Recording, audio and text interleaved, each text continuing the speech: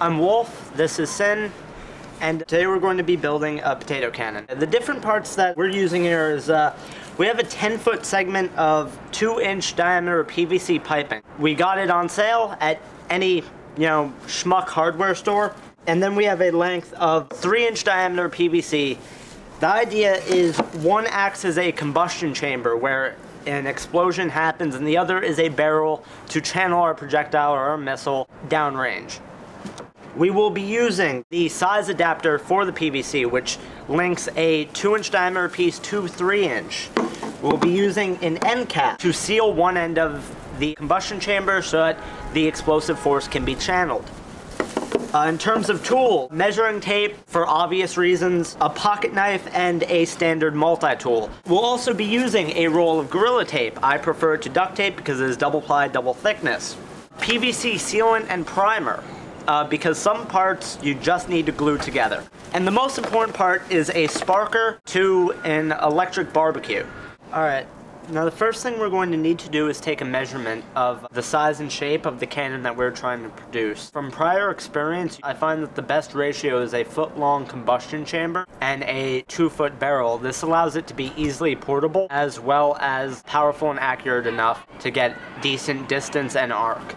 So in order to cut, I'm going to be using the 4-inch saw blade on my multi-tool. It would be much more efficient to use a large-size hacksaw, but it is quite obvious that I am a masochistic glutton for punishment. So, let's get this train wreck rolling. Babe cakes, 2 feet, measure from tip. Yeah. Okay, that's all. So by scoring the PVC, I give myself 1, a marker as to where to cut, and B, a place to start cutting. Sweetie, I'm gonna need you to hold that other side down so it doesn't move as much.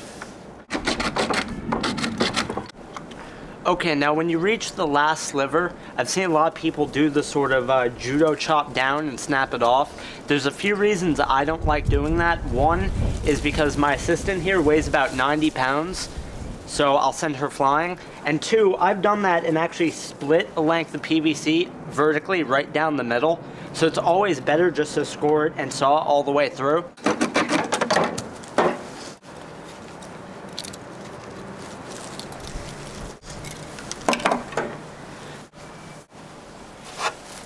Now, the combustion chamber. We need to cut this down from a 2-foot piece down to a single foot.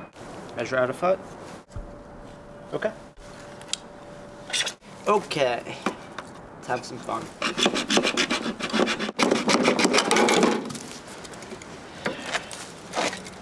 Combustion chamber. The next step is the firing mechanism. The firing mechanism is a barbecue sparker. So, let's crack this open. Instructions, disclaimer, not important. Metal casing, sparker.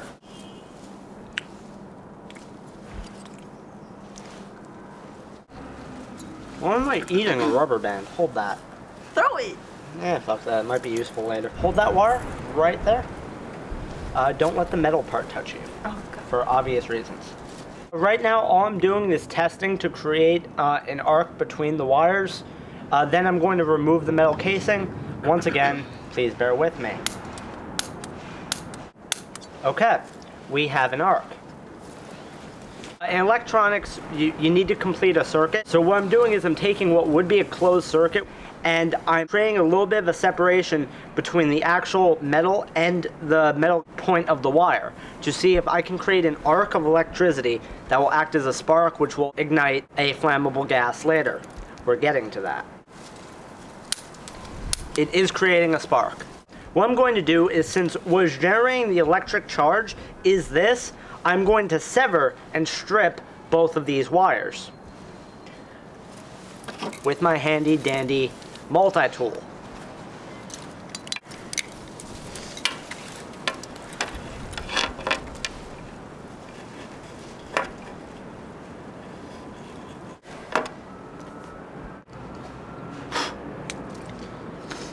Okay, all I did there was cut the rubber coating off of the wire and then pull it off with my teeth, because the best thing to do with live wires is to put them directly into your own mouth. Once again, I'm going to test to create the arc in between these two wires. Do you want me to hold on? Hold the white wire. I am seeing an arc. You know what? Hey babe, wanna make a quick buck? Hold the metal contacts on each of these. Nah. Ah, damn. Okay, the next step is to physically drill holes into the combustion chamber. Now the idea behind this is I'm going to mount two 3-inch drywall screws inside of the chamber so that the points are very close to touching so that the spark created by the barbecue igniter can arc between the two screws and create the necessary spark. I'm going to drill the hole with my knife. In order to make sure that the two lines are level with each other, a small stroke of brilliance, if it'll work, is to use a rubber band or any kind of elastic band or string. To hell with you. Hold that. Thank you. I spent my entire life watching MacGyver. Hair tie. This will make sure that the two screws are level enough to work with. They don't necessarily need to be equal, but they need to be close to each other. First thing I do is mark the area I'm working with. That will be hole number 1, and we'll put hole number 2 over here. Phillips head screwdriver, obvious reasons. As long as the screw itself has something to bite into, it should be able to feed through. Now the trick to working with any set of tools is to not be afraid of a little bit of tough love. It works in parenting, it'll work here. Okay, now I do not want to feed the screw in all the way just yet. So we're going to flip this around and we're going to do the same thing to the other side. Okay, some slight readjustments aside, this should work perfectly. Now the next step is to take the barbecue igniter itself, then we're going to wrap these around the screws and feed them the rest of the way in. That's lead number 1, then we feed the screw in. Rotate. Thank you. Thank you. Okay, now on hindsight, these screws are a little far apart, so we're going to bend them.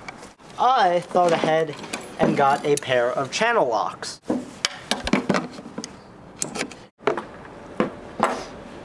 They may still be a little too far apart. I'm testing for spark. There is an arc. Alright, I'm going to use the Gorilla Tape and wrap it around the screw contacts just as a safety measure. Cut. The next step in this process is to take the barrel and put 3 small screws into it so that when we slide a piece of munition, a potato, down the goddamn barrel, it doesn't slide into the combustion chamber and it acts as sort of a stopper. So we go back to my favorite activity, drilling a hole with a knife. As stoppers, I'm just using bullshit sheet metal screws I found lying around the house. Okay, beautiful. The next step is, in so many words, gluing this thing together. Now, we have PVC primer and PVC cement. The primer creates a surface to bond the cement with. Nice, good coat of primer. Just for good measure, I'm going to put some primer on the inside of the joint here. I'm also going to prime the inside of the larger portion, just because you can never have too much primer. Primer will dry relatively quickly. Excellent. PVC cement. Primer is quick drying. Basically it dries almost as soon as we put it on. The cement, however, needs to cure for about 12 hours. Go. Once again, a little bit of tough love.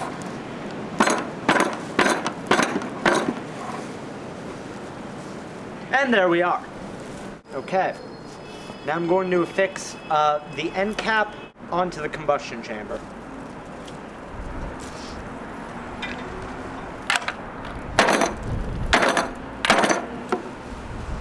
like a glove. Now, as a finishing touch to this thing, I would like to mount the actual trigger onto the combustion chamber itself. That's a simple enough task because we have Gorilla Tape. Small cut. First thing I'm going to do is wrap the actual trigger to make sure that the contacts themselves cannot come loose. Now I'm going to mount it somewhere comfortable on the design here. I choose here and just mount that. Now, just for the sake of getting the wires out of the way, I'm going to also tape those down. Now, the final step here is to try to put a sort of edge onto the tip of the barrel, so when you're jamming fruit or whatnot into this thing, it can cut around it and make sure that's snug up against the PVC barrel. I'm going to be using this file, this 3-inch file.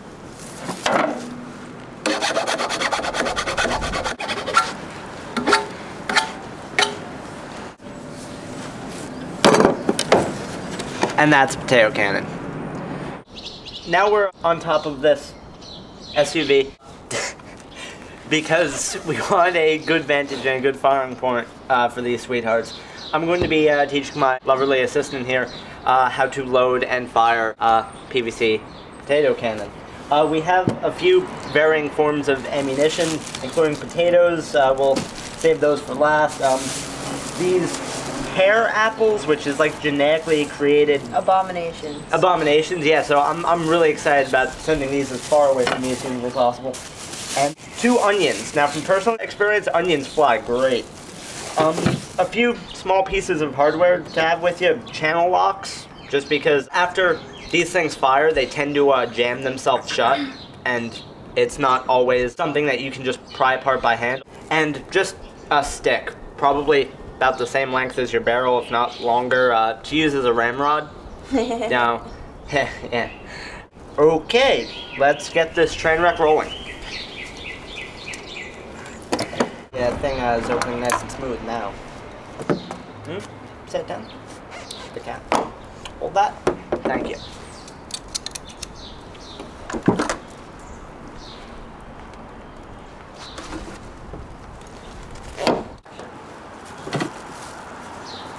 Axe, body spray, that shitty deodorant.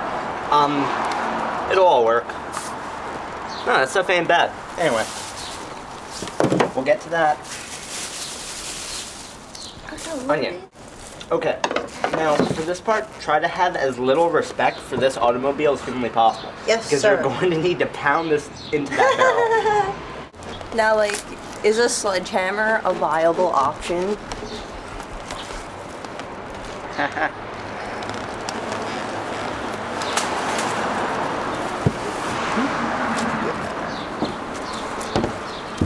As much as I love having onions. But no, like, seriously, is like hammering it in with an outside object a viable option? Yes. Of course it is. I prefer a good flat rock. Okay, babe. Yep.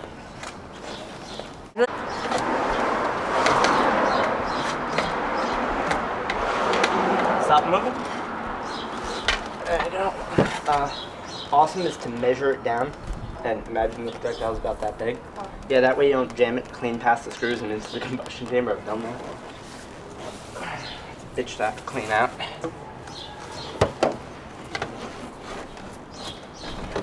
We of course need to load these sweethearts.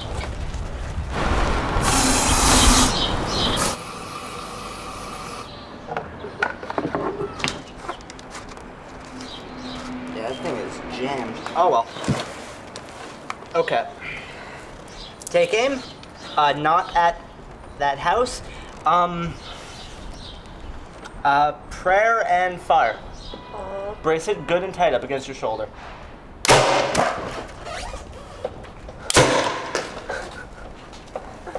Oorah. Oh, Whoa. there's pear apple all over right. my hand. Oh, that's wrong. Oh, this is just... Oh. Oh, I'm satisfied. Oh. It jizzed all over me. What the hell? Oh, fuck you. Fruit. 1, 2, 3. Aw. Hoo-hoo.